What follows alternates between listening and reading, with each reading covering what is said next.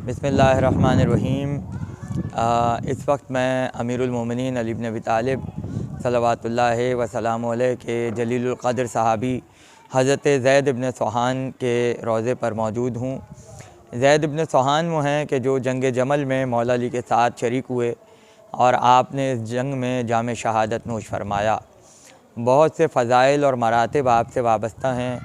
आपको हज़रत सलमान फ़ारसी से इतनी मोहब्बत थी कि रसूल अल्लाह ने आपको अबू सलमान की कुनियत से नवाज़ा। यानी ये अजीब बात है कि उमूमन वल्दियत से कुनियतें बनती हैं, लेकिन रसूल अल्लाह ने सलमान फ़ारसी से मोहब्बत के सबब आपको अबू सलमान कहा। और आप और सलमान फ़ारसी की इतनी अच्छी दोस्ती थी कि कहा जाता है कि ज़ैद इब्न सुहान इबादत में इतना ज़्यादा मगन रहते थे, इतनी ज़्यादा इबादत करते थे कि हज़रत सलमान फ़ारसी ने उन्हें ताकीद की कि अपनी इबादतों में एतदाल पैदा करो, इसलिए कि तुम अपने जिस्म की हालत को भी देखो और इतनी इबादत ना करो कि तुम दुनिया को फरामोश कर दो। ज़ैद इब्न सुहान का ताल्लुक़ बनी अब्दुल क़ैस से था और जब जंग जमल में बनी अब्दुल क़ैस का एक रिसाला अमीरुल मोमिनीन के साथ था तो आप उसके सिपह सालार मुकर्रर हुए और कबीले का अलम आपके दस्ते मुबारक में था। आप उन लोगों में हैं कि जब कूफे में ये ख़बर फैली कि हज़रत आयशा और मौला अली के दरमियान जंग हो रही है, तो ये फ़ैसला करना मुश्किल था कूफे वालों के लिए कि किसका साथ दिया जाए। तो ज़ैद इब्न सुहान उन लोगों में थे जिन्होंने बेबांग और दोहल अंदाज में अहले कूफा को दावत दी कि सिवाय अली इब्न अबी तालिब के किसी और का साथ नहीं दिया जाए। जब ये ख़बर हज़रत आयशा को पहुँची तो उन्होंने एक ख़त ज़ैद इब्न सुहान को लिखा और उसमें उन्हें बहुत सख्त अल्फाज में ये तंबी की कि तुम अपने घर में बैठो और तुम्हारा ये काम नहीं है कि तुम लोगों को अली की तरफ बुलाओ, बल्कि मैं हुक्म देती हूँ कि तुम लोगों को अली से अलग हो जाने का हुक्म दो।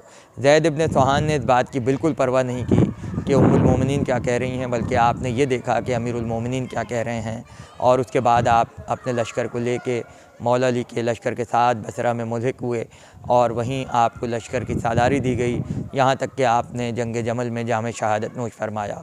कहते ये हैं कि जब शहादत का वक्त था और आप ज़ख्मी होकर नीचे गिरे अपने घोड़े से, तो मौला अली आपकी बाली पे तशरीफ़ लाए और कहा कि ज़ैद कैसा पाते हो अपने आप को।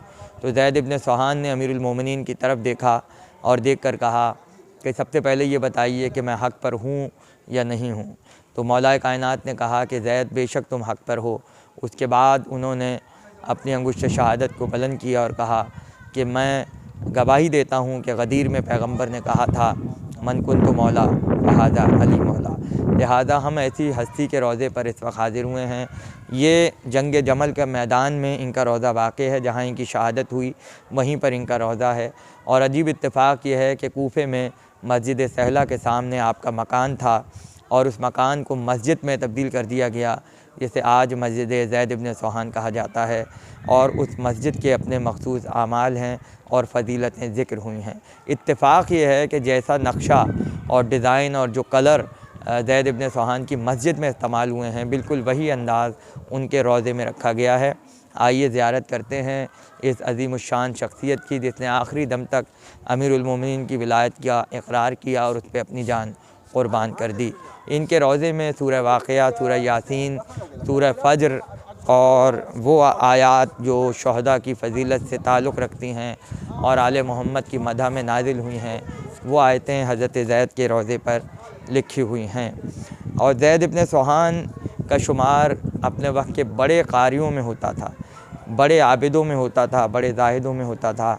आपके एक भाई सौसा बिन सुहान हैं जो मौला अली के सहाबी थे और जो पहले ख़तीब हैं जिन्होंने सबसे पहले मौला अली की कब्र पे मसाइब पढ़े, वो सौसा बिन सुहान हैं।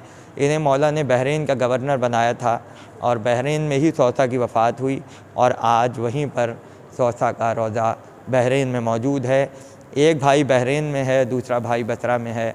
ज़ैद इब्न सुहान की ज़रिए आपके सामने मौजूद है।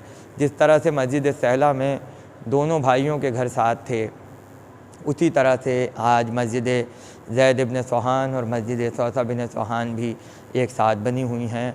हमारी जानें क़ुरबान हो जाएं उन शख्सियात पर, उन लोगों पर ये जिन्होंने मरते दम तक अमीरुल मोमिनीन की विलायत का इक़रार किया।